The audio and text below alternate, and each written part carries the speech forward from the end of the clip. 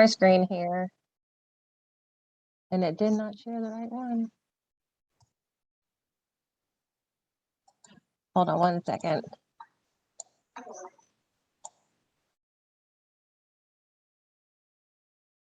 Do you all see the middle school MTSS? All right. Okay. So I'm Stephanie Harmon. I'm the principal at Paris Middle School in Paris, Kentucky. I have actually been working with MTSS at the elementary, middle school, and high school level now for about 10 years. I have worked at the school level, I've worked at the district level, and I am actually the Paris Independent School District's MTSS coordinator as well. So I could probably talk forever about this topic. And so me trying to condense this into 30 minutes, it's going to be fun. So I talk really fast. If you need me to slow down, repeat something, just let me know. If you have questions, pop them in the chat, and we'll do our best to get all those answered for you. So kind of what I'm going to talk to you all today about is just how we at Paris Middle School, how we do our scheduling for MTSS, how we identify students, our progress monitoring process, and then kind of how we look at that data and we make decisions around it. So scheduling. So in our district, we're very, very small. I only have 150 students here in my school. And my teachers, they get one planning a day. There's time in our schedule where they could have two, but what we have done is we have taken one of the 2 hours where the students go to related arts, and we have also made that a intervention period, or we're using it for MTSS. So our related arts classes are 55 minutes. We have one at the beginning of the day and one at the end, and we use the one at the beginning of the day. That is where we are doing our tier 2 and our tier 3. We just revamped our MTSS system last year. So really what we have are students in tier 2. We haven't had students in long enough, and we haven't been able to monitor data long enough to move any of those students to tier 3. But the time is built in during that block so that we can do that once the students start moving in there. Teachers have 2 groups of students, and they provide direct instruction to them for about 25 minutes. And then the rest of the class time, they do some independent practice. And our district uses iReady. That's our universal screener. We use that in place of MAP. And the reason we switched over to iReady was because it also has, when the students go in and they take that assessment, it builds a learning pathway for them. And so the learning pathway is meant for them to work through to fill in all of their gap areas. So in our MTSS block, they'll get direct instruction from the teacher, and then they will either go and they'll work on that pathway to fill in those missing gap areas, or the teachers will assign them a lesson in there that matches up with the strategy or whatever it is that they're teaching them when they're providing that direct instruction. During this time, we have 3 teachers that do reading intervention, 3 teachers that do math intervention. I have another teacher and my counselor who work with our behavior kids, and they pull them in small groups. Those groups don't necessarily happen every single day. So they might get pulled once to 3 times a week, depending on their level of need and what they're doing and what the teacher or my counselor is working with them on. We also use this time for GT. So our GT teacher will pull those kids during that block, and she'll work with them. So this week she might be working with kids identified in social studies. Next week she might pull the kids who are identified in science. But it's just a way to kind of not only hit our students that we have identified for intervention, but it's a way for us to reach our gifted students as well during that time. This way, there's no teacher that has an extra planning period. Everybody is assigned some form of intervention, whether it's our lower kids or our higher kids that they're working with during that time. The other option that we have, and this will probably get utilized more once we start really, really moving those kids into tier 3, and our system really gets put in place. And so our related arts classes are 55 minutes. And then what we have done is we have blocked our 4 core classes. So the students go to 2 of those on Tuesday and Thursday, and 2 of those, I'm sorry, yes, on Tuesday and Thursday, and 2 of those on Monday and Friday. Wednesday, they go and they see every single class. But when they're in those blocks are 110 minutes. So that's really a lot of time. But it also sets it up perfectly to be able to integrate your intervention into that time. So what we will do is the last 20 to 30 minutes during class is already set aside for independent practice. Our teachers currently do workshops for kids who maybe don't understand a concept that's being taught that day. And so what that will turn into eventually is the tier 2 time, so that those students are able to get that help in reading or get that help in math during class from the teacher that provides them that instruction. And so we'll be able to utilize our ELA and history teachers to provide that reading intervention, and our math and science teachers to provide that math intervention. And it only has to be at tier 2 twice, 2 to 3 times a week for that amount of time. And so they wouldn't do it in every single class, but what we would do is we would divide the tier 2 kids up between those teachers so that they have small groups that they're working with. So this is kind of how our plan is at the middle school level for doing intervention. When I worked in Fayette County at the district level, I worked with several middle schools on trying to figure out different ways to incorporate intervention in. One school that I worked with, they used this first option. They did this during related arts.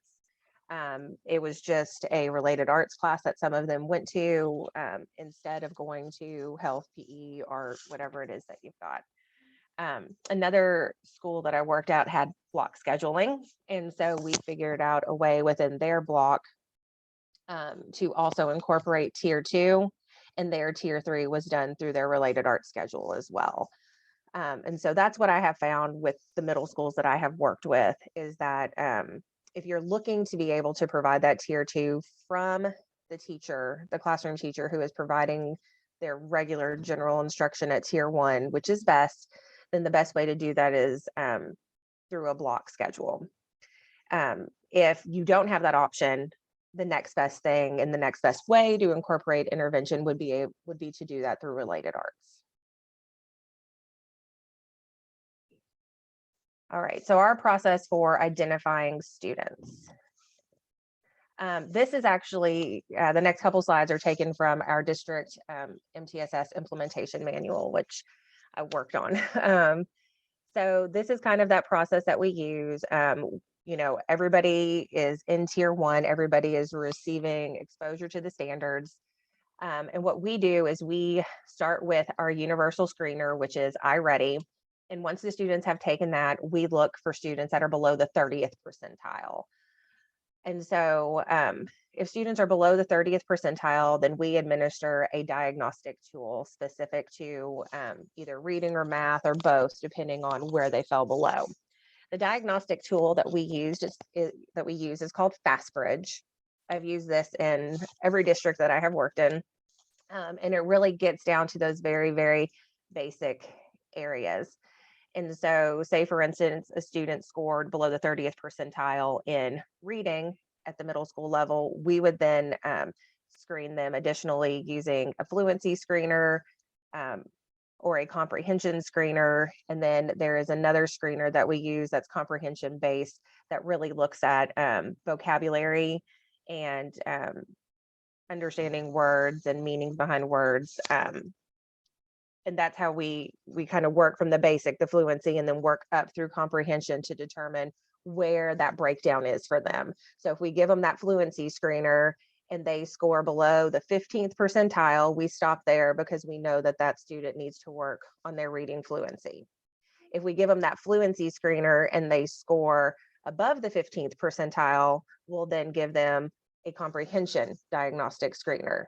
And then we'll look to see, are they above or below the 15th percentile? And based on that, we'll determine if they're going to receive some comprehension intervention, or if we are just going to continue tier 1 with increased supports. So that's kind of the process that we go through. There are specific probes that we use for math as well. We start off with math automaticity, and we work our way up through concepts and applications, doing the same thing. We start with automaticity, look to see if it's the 15th percentile or below. And then if it's below the 15th percentile, we'll give them that concepts and application probe, depending on where concepts and application is. If it's below the 15th, we'll stop there. If it's above the 15th, we'll continue tier 1 with extra supports. So this kind of shows how we move through students who are at tier 1 to see if they need to move on to tier 2. When students get to tier 2, we develop a student support plan. So on the student support plan, we record everything. We record accommodations we provide them in tier 1. We put in there what curriculum we're using, what standards we're covering. On this form is also where we document what their tier 2 supports are going to look like. Anytime we meet on the student and we talk about their progress, we record all of our notes about the student in that plan as well. And when we meet, we try to meet every 6 weeks. My teachers that are doing this are fairly new, so they have never done intervention before, and so we're still working through the kinks of making sure we're collecting our data points every 6 weeks, so that when we meet, we have enough data to actually make decisions. So in a perfect world, when we meet every 6 weeks, we've got at least 6 data points that we can look at. We review that data and we're looking for what we're seeing. Is there a positive change, a poor change, or is it questionable? And this diagram kind of shows what we look at and where we move from that point. So if it's positive, we'll either continue the intervention or we'll start to fade it out. If it is questionable, we may modify that intervention and then look at it again in another 6 weeks. And if it's poor and it's like a very negative decline on the data points that we're analyzing, we may immediately jump to, do we need to put this student in tier 3? And what changes are we also going to make at tier 2 as well? So if we end up moving that student to tier 3, again, we go back to that student support plan. We're documenting what tier 3 is going to look like in that support plan. We are changing the intensity, we're changing the frequency. So we're moving from maybe a couple days a week to every single day of the week. We'll go through that same process. We'll collect our data. We'll look at it every 6 weeks. And again, we're looking for positive, questionable, or poor changes. And then we're making our decisions based on that. So the real big thing in identifying those students comes with that universal screening tool at the beginning, which again for us is iReady, and then looking deeper into where the skill gap areas are using the diagnostic screener, which for us is FastBridge. And what time does this end? 9:40? I'm just making sure to time myself. All right. So progress monitoring. So this quote always sticks out to me when people ask why I'm making them take several different types of data. And it's that an intervention cannot be called an intervention without being progress monitored. An intervention without progress monitoring is just an activity. So if we're not keeping track of what we're doing and what our students are doing to see if that intervention is working, then basically we're just having them go through the routine of doing any old activity that we might do in any of our classes. So, it's kind of like formative assessment. We formatively assess our students in the regular education class when they do different activities to see if they understand the material, to see if what we are doing is working. It's the same process for intervention. We need to be formatively assessing these students and collecting data to make sure that the intervention we have selected is successful and is making a change. So there are 2 different types of data that we collect. So we collect CBA data and CBM data. And this is where some people get hung up. This is where I get my biggest pushback. Um, so CBA data is curriculum-based assessment. So this is a measure that actually shows you how the student is performing in the intervention curriculum that you are providing them. So this is daily documentation of what they are doing. And so it's the daily documentation that a lot of people will get hung up on. And so what I try to explain to everybody is if you were using a research-based intervention, then it automatically is going to have a component with it that collects data for you. So for instance, when we do constant time delay, the only way to do constant time delay correctly is that you're tracking either sight words that students are doing, or you're tracking math fact fluency. And so you're tracking where the students are, what types of problems they are working through, so that you can move them through and progress and get harder and harder.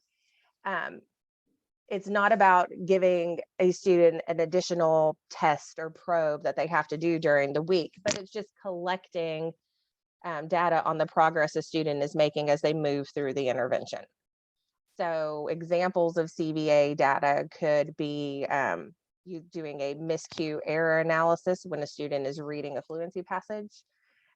It could be checklists or rating scales, especially for like your behavior students. It could also be collecting student work samples, especially when it comes to like writing and you're looking to see if they're progressing through stages of writing. For us at the middle school level, and with my teachers still, learning the whole MTSS process, a lot of what we do is strategy-based instruction. And so it's not necessarily that we're using a certain curriculum or a certain program, but what we are doing at our tier 2 level is we're teaching students strategies that will help them not only fill in those lower gap areas, but they're also strategies that can be applied in the classroom so that they are better able to access the tier 1 curriculum. So for instance, one of our reading comprehension strategies that we use are for our students that we've identified as vocabulary being a very big area. We use Frere models. And so the teacher will go to the science and social studies teacher and they'll pull the vocabulary words that they're working on in their projects, and they'll actually teach those to the students using a Frere model to help them better understand those vocabulary words. So again, they are then able to better access the tier 1 curriculum. Another thing we do for our comprehension students, another strategy is called sketch to stretch. And so basically they read a small chunk, they draw a little picture, they take notes, or they do something in the margin to help them remember what it is that they have just read. And they do that throughout a reading passage so that when they then get to the end, they've got these notes to kind of help them summarize what they have just read. And so that's something that they can very easily apply to any subject that they go to, whether it is one of the 4 major classes or even a related arts class. If they're doing any kind of reading, that's a strategy that they can then apply and use there to access that curriculum. The second data point that they have to take is a CBM, and that is your curriculum-based measure. It's a general outcome measure, which means that every single week a student is going to get a probe that is the exact same skill set as the week before. It's not the same probe, but it's the same level of difficulty all year long. It's what a student should be able to do on their grade level. And that's where it differs from CBA. The CBA data point that you are collecting is monitoring how a student is doing on their instructional level. The CBM data point is showing how they are performing on grade level. And what you want to see with those 2 points is that if your CBA data is having a positive impact, that your CBM data is as well, and that they're coming closer and closer together to close that gap. And so that's why it's so important to have both of those pieces.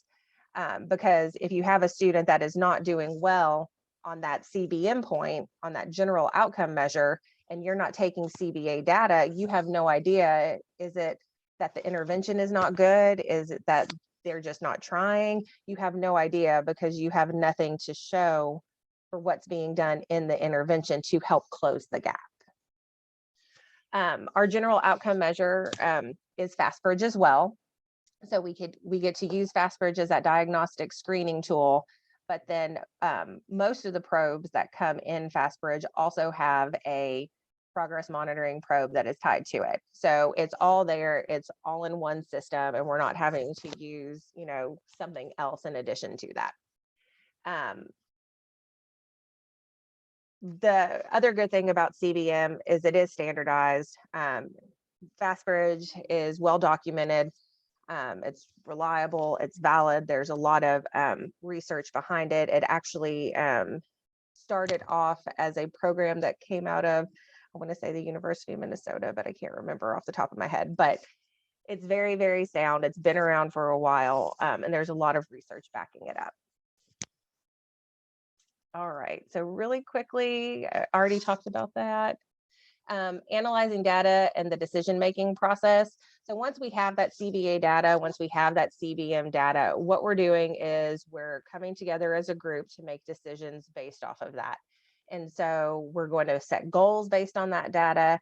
And so we want to make sure that we're making correct decisions. So we use two concepts, the 4-point decision rule and trend line analysis. So essentially what you're looking at with 4 points is what are the last 4 points doing?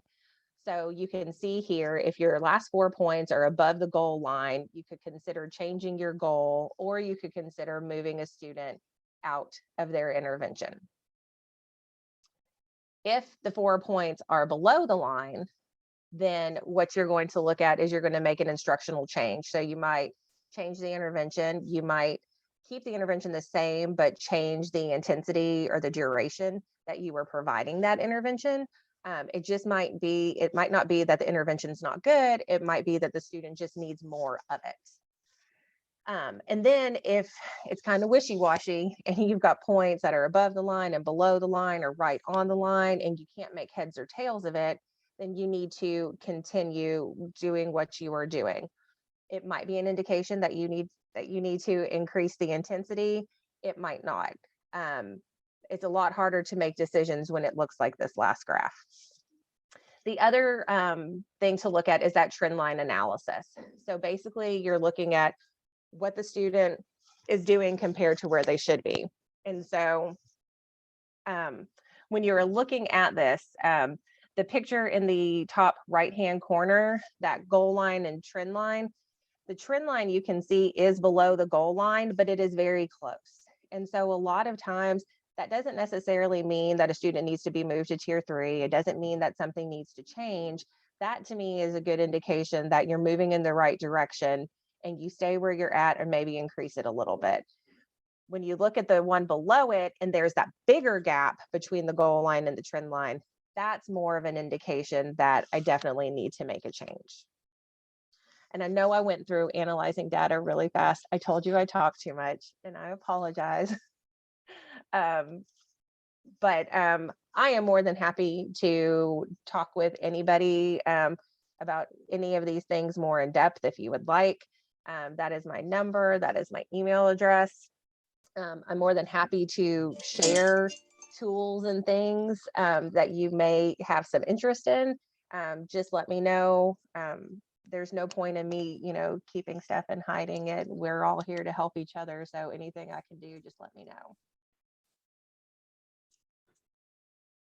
Thank you so much, Stephanie, for sharing today. I wish we had another 30 minutes that I could do all day, I'm telling you. I'm sure you could. I'm thinking that you have a wealth of information that this group would benefit from. So if anyone would like to talk to Stephanie, I believe we have the ability to go into a separate breakout room. If you send a chat, we'll do that. Otherwise, I will end this session. I'm going to stop the recording.